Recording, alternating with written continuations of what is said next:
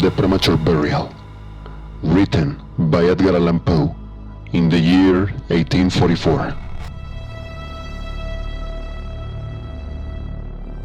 There are certain themes of which the interest is all-absorbing, but which are too entirely horrible for the purposes of legitimate fiction.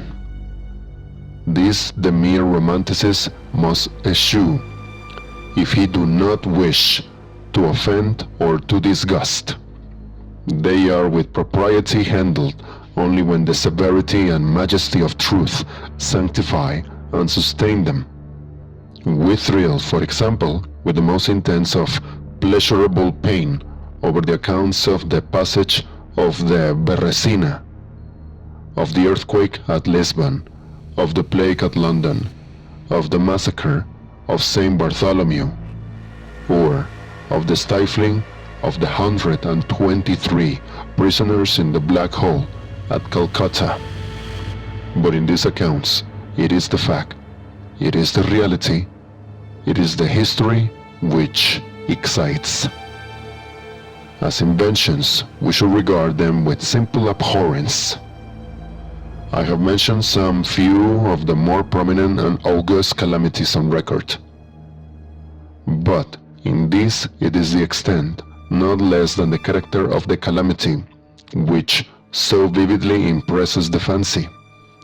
I need not remind the reader that, from the long and weird catalogue of human mysteries, I may have selected many individual instances more replete with existential suffering than any of these vast generalities of disaster. The true wretchedness, indeed, the ultimate woe, is particular, not diffuse. That the ghastly extremes of agony are endured by man, the unit, and never by man, the mass. For this let us thank a merciful God. To be buried while alive is, beyond question, the most terrific of these extremes which has ever fallen to the lot of mere mortality. That is, that it has frequently, very frequently, so fallen that it has frequently, very frequently so fallen will scarcely be denied by those who think. The boundaries which divide life from death are at best shadowy and vague. Who shall say where the one ends and where the other begins? We know that there are diseases in which occur total cessations of all the apparent functions of vitality, and yet in which these cessations are merely suspensions, properly so called. They are only temporary pauses in the incomprehensible mechanism. A certain period elapses, and some unseen mysterious principle again sets in motion the magic pinions and the wizard wheels. The silver cord was not for the ever loosed, nor the golden bowl irreparably broken, but where, meantime, was the soul. Apart, however, from the inevitable conclusion, a priori, that such causes must produce such effects, that the well-known occurrence of such cases of suspended animation must naturally give rise, now and then, to premature interments. Apart from this consideration, we have the direct testimony of medical and ordinary experience to prove that a vast number of such interments have actually taken place. I might refer at once, if necessary, to 100 well-authenticated instances, one of very remarkable character, and of which the circumstances may be fresh in the memory of some of my readers, occurred not very long ago in the neighboring city of Baltimore, where it occasioned a painful, intense, and widely extended excitement. The wife of one of the most respectable citizens, a lawyer of eminence and a member of Congress, was seized with a sudden and unaccountable illness. which completely baffled the skill of her physicians. After much suffering, she died, or was supposed to die. No one suspected, indeed, or had reason to suspect, that she was not actually dead. She presented all the ordinary appearances of death. The face assumed the usual pinched and sunken outline. The lips were of the usual marble pallor. The eyes were lustreless. There was no warmth. Pulsation had ceased. For 3 days, the body was preserved unburied, during which it had acquired a stony rigidity. The funeral, in short, was hastened on account of the rapid advance of what was supposed to be decomposition. The lady was deposited in her family vault, which, for 3 subsequent years, was undisturbed. At the expiration of this term, it was open for the reception of a sarcophagus.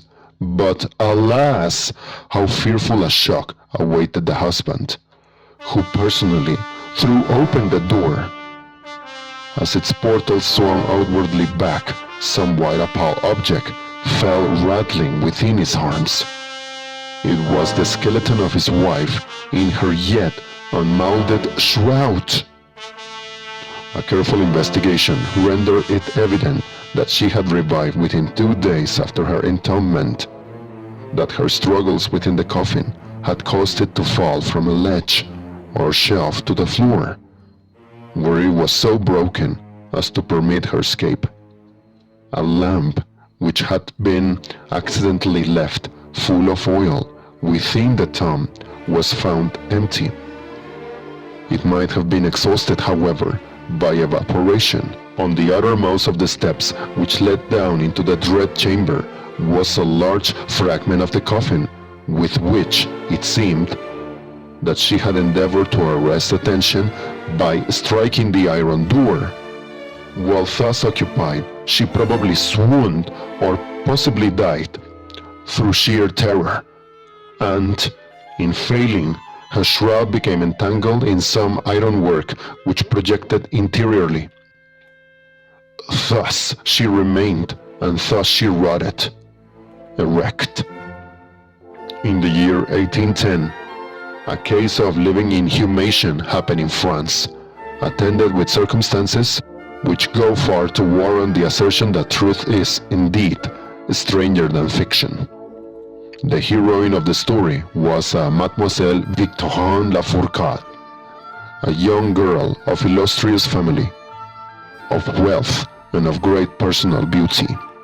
Among her numerous suitors was Julien Bousset, a poor litterateur, a journalist of Paris. His talents and great amiability had recommended him to the notice of the heiress, by whom he seems to have been truly beloved. But her pride of birth decided her finally to reject him, and to wed Monsieur Renel, a banker and a diplomatist of some eminence. After marriage, however, this gentleman neglected, and perhaps even more positively, ill-treated her. Having passed with him some wretched years, she died. At least her condition so closely resembled death as to deceive everyone who saw her. She was buried, not in a vault, but in an ordinary grave in the village of her nativity. Filled with despair and still inflamed by the memory of a profound attachment, the lover journeys from the capital to the remote province in which the village lies, with the romantic purpose of disinterring the corpse and possessing himself of its luxuriant tresses. He reaches the grave. At midnight, he unearths the coffin, opens it, and is in the act of detaching the hair when he is arrested by the unclosing of the beloved eyes. In fact, the lady had been buried alive. Vitality had not altogether departed, and she was aroused by the cares of her lover from the lethargy which had been mistaken for death. He bore her frantically to his lodgings in the village. he employed certain powerful restoratives suggested by no little medical learning. In fine, she revived. She recognized her preserver. She remained with him until, by slow degrees, she fully recovered her original health. Her woman's heart was not adamant, and this last lesson of love sufficed to soften it. She bestowed it upon Bossuet. She returned no more to her husband, but, concealing from him her resurrection, fled with her lover to America. 20 years afterward, the two returned to France, in the persuasion that time had no greatly altered the lady's appearance, that her friends would be unable to recognize her. They were mistaken, however, for, at the first meeting, Monsieur Chanel did actually recognize and made claim to his wife. This claim she resisted, and a judicial tribunal sustained her in her resistance, deciding that the peculiar circumstances, with the long lapse of years, had extinguished, not only equitably, but legally, the authority of the husband. The Chirurgical Journal of Leipzig, a periodical of high authority and merit, which some American bookseller would do well to translate and republish, records in a late number a very distressing event of the character in question.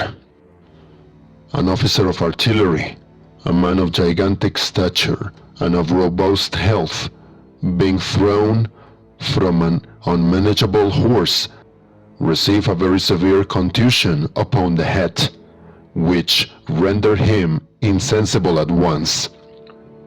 The skull was slightly fractured, but no immediate danger was apprehended. Trepanning was accomplished successfully. He was bled, and many other of the ordinary means of relief were adopted. Gradually, however, he fell into a more and more hopeless state of stupor, and finally it was thought that he died. The weather was warm, and he was buried with indecent haste in one of the public cemeteries. His funeral took place on Thursday. On the Sunday following, the grounds of the cemetery were, as usual, much thronged with visitors. And about noon, an intense excitement was created by the declaration of a peasant that, while sitting upon the grave of the officer, he had distinctly felt a commotion of the earth, as if occasioned by someone struggling beneath. At first, little attention was paid to the man's asseveration, but his evident terror, and the dogged obstinacy with which he persisted in his story, had at length their natural effect upon the crowd. Spades were hurriedly procured, and the grave, which was shamefully shallow, was in a very few minutes so far thrown open that the head of its occupant appeared. He was then seemingly dead, but he sat nearly erect within his coffin, the lid of which, in his furious struggles, had partially uplifted. He was forthwith conveyed to the nearest hospital, and there pronounced to be still living, although in an asphytic condition. After some hours he revived, recognized individuals of his acquaintance, and, in broken sentences, spoke of his agonies in the grave. From what he related, it was clear that he must have been conscious of life for more than an hour, while inhumed, before lapsing into insensibility. The grave was carelessly and loosely filled with an exceedingly porous soil, and thus some air was necessarily admitted. He heard the footsteps of the crowd overhead, and endeavored to make himself heard in turn. It was the tumult within the grounds of the cemetery, he said, which appeared to awaken him from a deep sleep. But no sooner was he awake than he became fully aware of the awful horrors of his position. The patient, it is recorded, was doing well and seemed to be in a fair way of ultimate recovery, but fell a victim to the quackeries of medical experiment. The galvanic battery was applied, and he suddenly expired in one of those ecstatic paroxysms which occasionally it superinduces. The mention of the galvanic battery nevertheless recalls to my memory a well-known and very extraordinary case in point. Recalls to my memory a very well-known and very extraordinary case in point, where its action proved the means of restoring to animation a young attorney of London who had been interred for 2 days.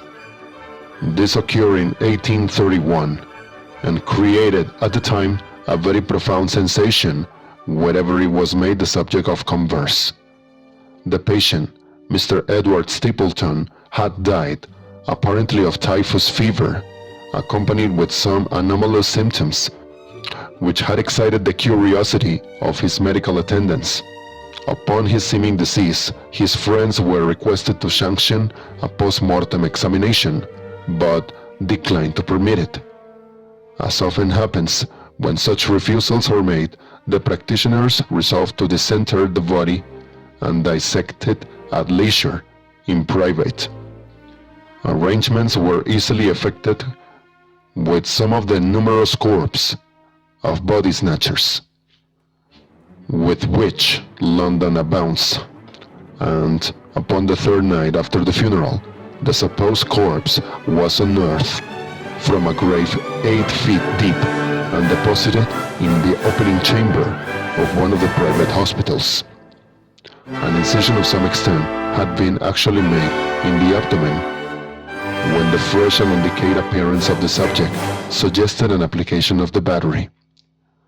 One experiment succeeded another, and the customary effects supervened, with nothing to characterize them in any respect, except, upon 1 or 2 occasions, a more ordinary degree of lifelikeliness in the convulsive action. It grew late, the day was about to dawn, but it was thought expedient, at length, to proceed at once to the dissection. A student, however, was especially desirous of testing a theory of his own, and insisted upon applying the battery to one of the pectoral muscles.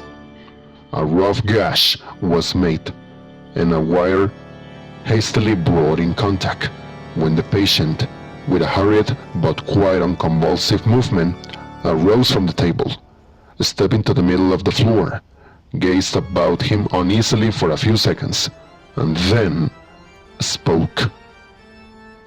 What he said was unintelligible, but words were uttered. The syllabification was distinct. Having spoken, he fell heavily to the floor.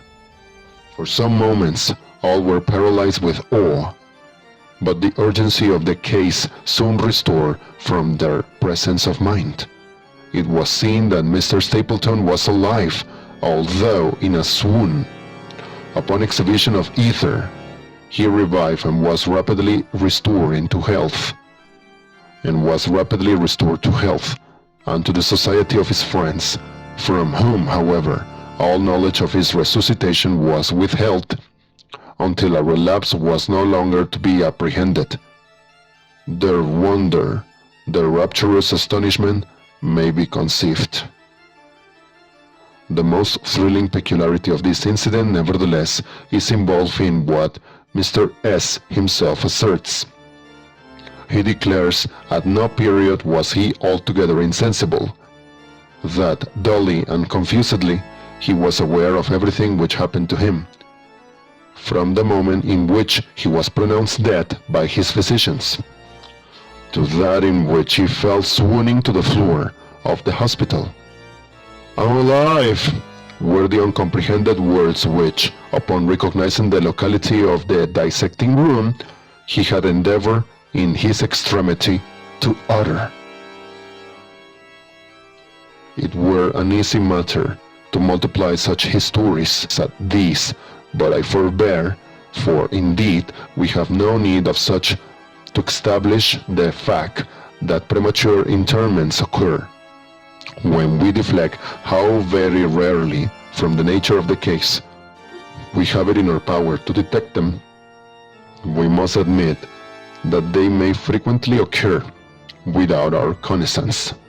Scarcely, in truth, is a graveyard ever encroached upon for any purpose to any great extent, that skeletons are not found in postures which suggest the most fearful of suspicions. Fearful indeed the suspicion, but more fearful the doom.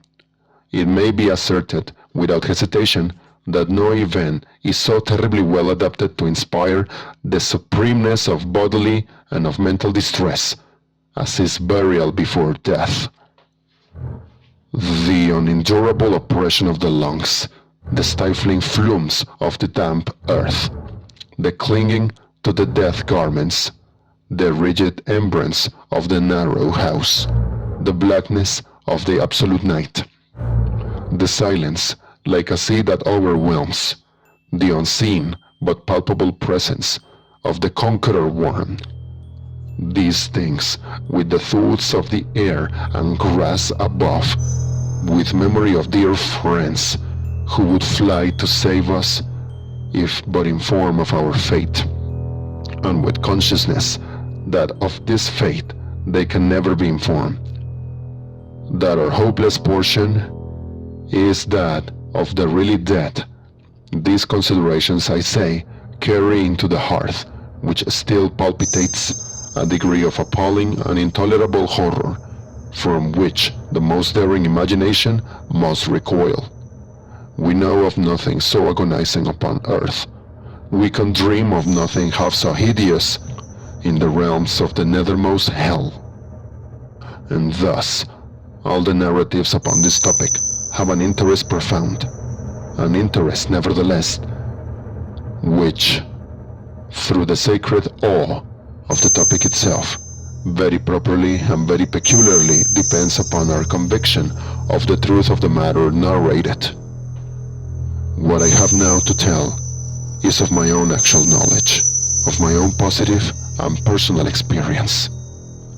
For several years, I have been subject to attacks of the singular disorder which physicians have agreed to call catalepsy, in the fall of a more definite title.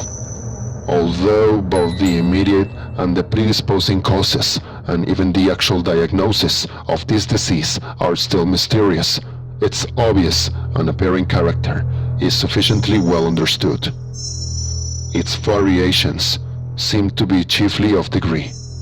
Sometimes the patient lies, for a day only, or even for a shorter period, in a series of exaggerated lethargy. He is senseless and extremely motionless, but the pulsation of the heart is still faintly perceptible. Some traces of warmth remain. A slight color lingers within the center of the cheek, and upon application of a mirror to the lips, we can detect a torpid, unequal, and vacillating action of the lungs. Then again, the duration of the trance is for weeks, even months, while the closest scrutiny and the most rigorous medical tests fail to establish any material distinction between the state of the sufferer and what we conceive of absolute death. Very usually he is saved from premature interment solely by the knowledge of his friends that he has been previously subject to catalepsy, by the consequent suspicion excited, and above all, by the non-appearance of decay. The advances of the malady are, luckily, gradual. The first manifestations, although marked, are unequivocal. The fits grow successively more and more distinctive, and endure, each for a longer term than the preceding. In this lies the principal security from inhumation. The unfortunate whose first attack should be of the extreme character which is occasionally seen would almost inevitably be consigned alive to the tomb. Would almost inevitably be consigned alive to the tomb. My own case differed in no important particular from those mentioned in medical books. Sometimes, without any apparent cause, I sank little by little into a condition of semi-syncope, of half-swoon, and in this condition, without pain, without ability to stir, or strictly speaking, to think, but with dull lethargic consciousness of life and of the presence of those who surrounded my bed, I remained until the crisis of the disease restored me suddenly to perfect sensation. At other times, I was quickly and impetuously smitten. I grew sick, and numb, and chilly, and dizzy, and so fell prostrate at once. Then for weeks, all was void, and black, and silent, and nothing became the universe.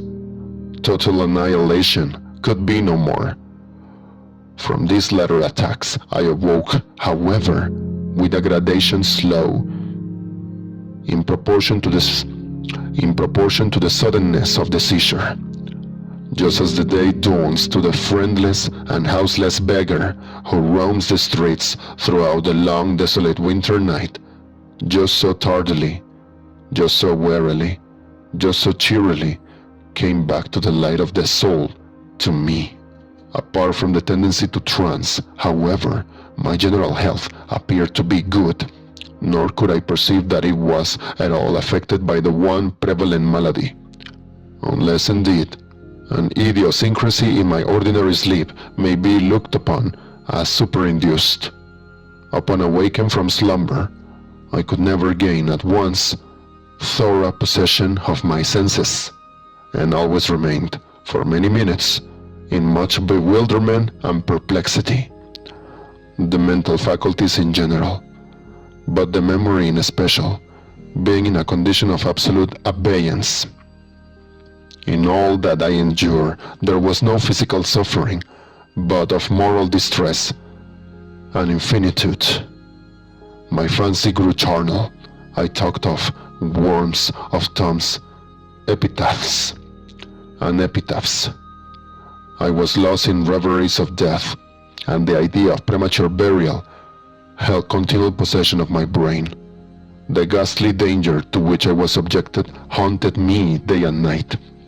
The torture of meditation was excessive, in the latter, supreme. When the grim darkness overspread the earth, then, with every horror I thought, I shook as the quivering plumes upon the hearse. When nature could endure wakefulness no longer, it was with a struggle that I consented to sleep, for I shuddered to reflect that, upon awaking, I might find myself the tenant of a grave. And when finally I sank into slumber, it was only to rush at once into a world of phantasms, above which, with vast, sable, overshadowing wing, hovered predominant the one sepulchral idea. From the innumerable images of gloom which thus oppress me in dreams, I select for record but a solitary vision. Methought I was immersed in a cataplegic trance of more than usual duration and profundity. Suddenly, there came an icy hand upon my forehead, and an impatient, gibbering voice whispered the word, "Arise," within my ear. Arise. Arise. I sat erect. The darkness was total. I could not see the figure of him who had aroused me. I could call to mind neither the period at which I had fallen into the trance, nor the locality in which I then lay. While I remained motionless and busied in endeavors to collect my thought, the cold hand grasped me fiercely by the wrist, shaking it petulantly, while the gibbering voice said again, "Arise, arise. Did I not bid thee arise?" "And who," I demanded, art thou? I have no names. I have no name in the regions which I inhabit, replied the voice mournfully. I was mortal, but I am fiend. I was merciless, but I am pitiful. If thou dost feel that I shudder, my teeth chatter as I speak. Yet, it is not with the chilliness of the night without end. For this hideousness is insufferable. How canst thou tranquilly sleep? How? I cannot rest for the cry of these great agonies. These sighs are more than I can hear. Get thee up. Come with me into the outer night, and let me unfold to thee the graves. Is not this a spectacle of woe? Behold!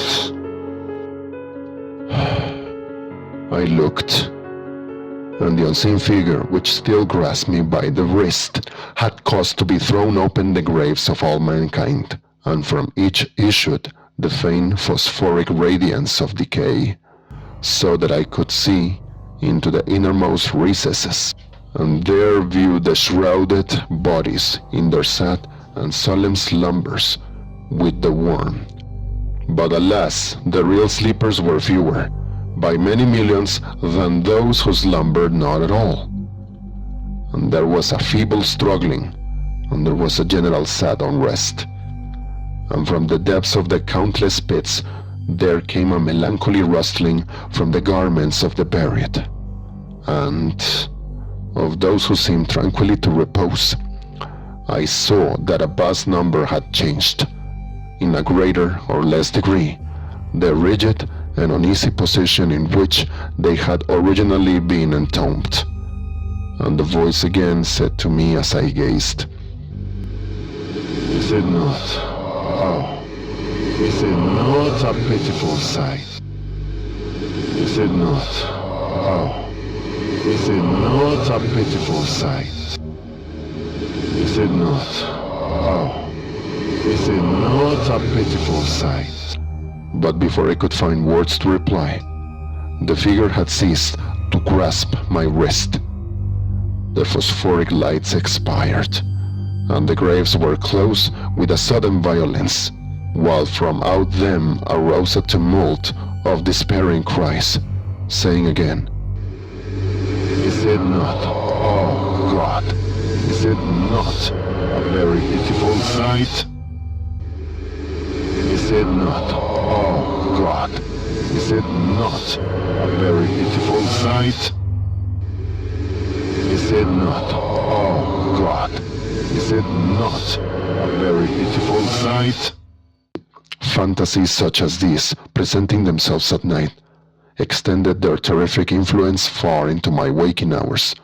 My nerves became thoroughly unstrung, and I fell prey to perpetual horror.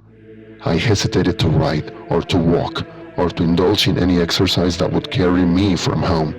In fact, I no longer dared trust myself out of the immediate presence of those who were aware of my proneness to catalepsy, lest, falling into one of my usual fits, I should be buried before my real condition could be ascertained.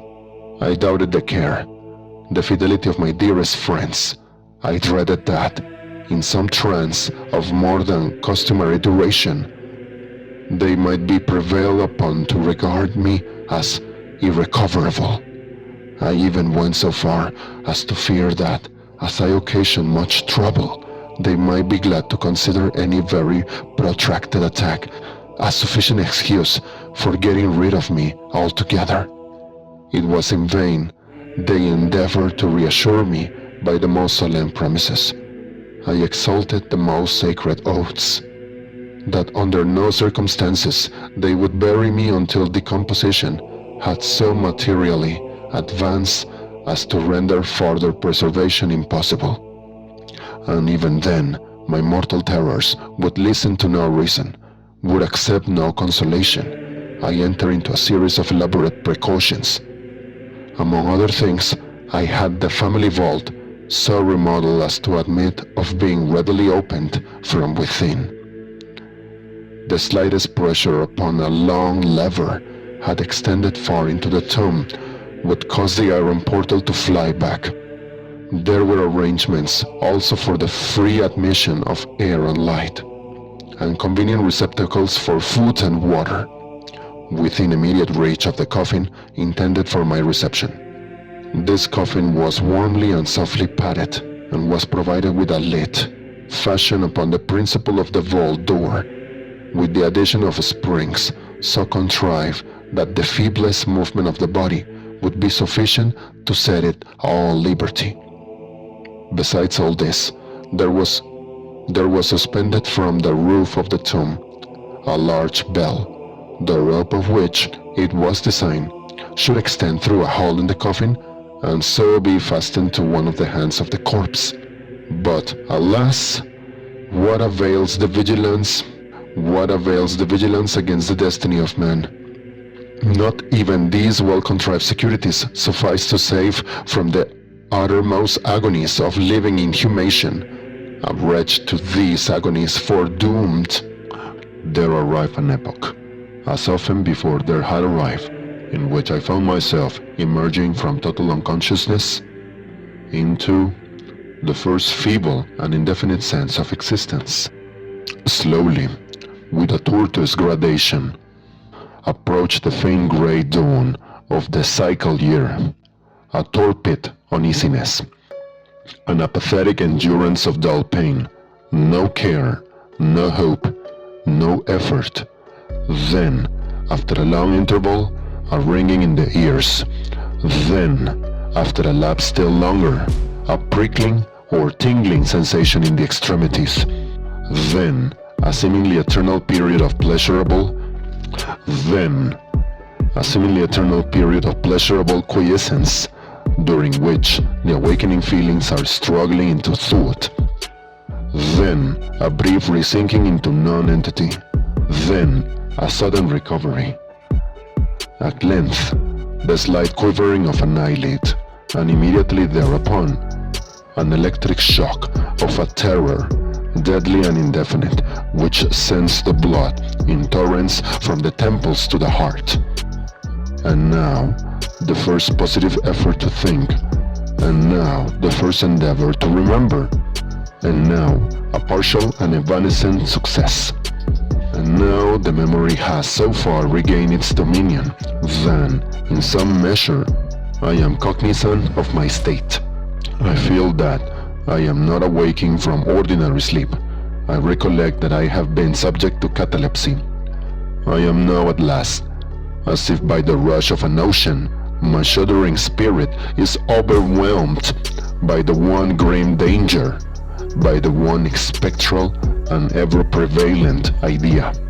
For some minutes after this fancy possessed me, I remained without motion. And why? I could not summon courage to move. I dare not make the effort, which was to satisfy me of my fate. For some minutes after this fancy possessed me, I remained without motion. And why? I could not summon courage to move. I dare not make the effort, which was to satisfy me of my fate. And yet, there was something at my heart, which whispered me it was sure. Despair, such as no other species of wretchedness ever calls into being. Despair alone urged me, after long irresolution, to uplift the heavy lids of my eyes. I uplifted them. It was dark. All dark. I knew that the fit was over. I knew that the crisis of my disorder had long passed. I knew that I had now fully recovered the use of my visual faculties. And yet, it was dark. All dark. The intense and utter raylessness of the night that endureth forevermore. I endeavored to shriek, and my lips and my parched tongue moved convulsively together in the attempt. But no voice issued from the cavernous lungs, which, oppressed as if by the weight of some incumbent mountain, gasped and palpitated with the heart at every elaborate and struggling inspiration. The movement of the jaws in this effort to cry aloud showed me that they were bound up. As is usual with the dead, I felt too that I lay upon some hard substance, and by something similar my sides were also closely compressed.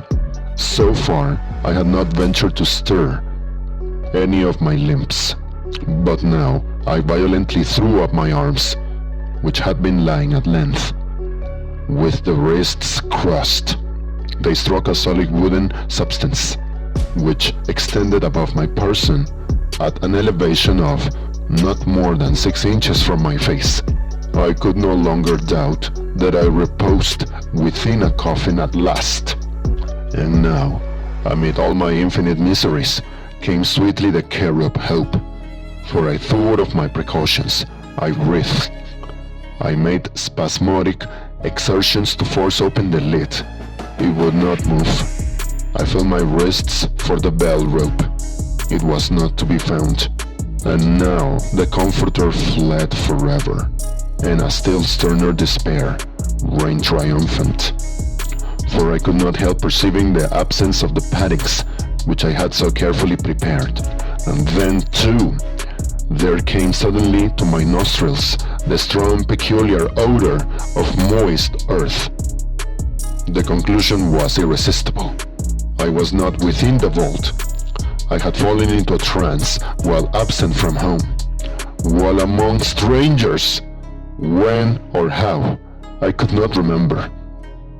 And it was they who had buried me as a dog, nailed up in some common coffin, and thrust deep, deep, and forever into some ordinary and nameless grave.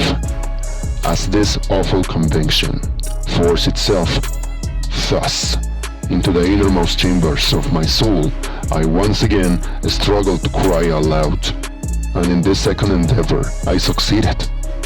A long, wild, and continuous shriek, a yell of agony, resounded through the realms of the subterranean night.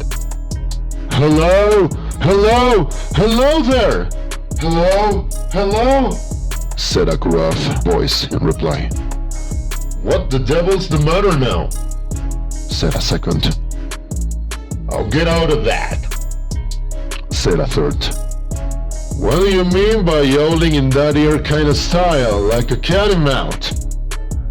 said a fourth. And hereupon I was seized and shaken without ceremony for several minutes by a junto of very rough-looking individuals. They did not arouse me from my slumber, for I was wide awake when I screamed, but they restored me to the full possession of my memory. This adventure occurred near Richmond in Virginia. Accompanied by a friend, I had proceeded upon a gunning expedition some miles down the banks of the James River. Night approached, and we were overtaken by a storm. The cabin of a small sloop lying at anchor in the stream, and laden with garden malt, afforded us the only available shelter.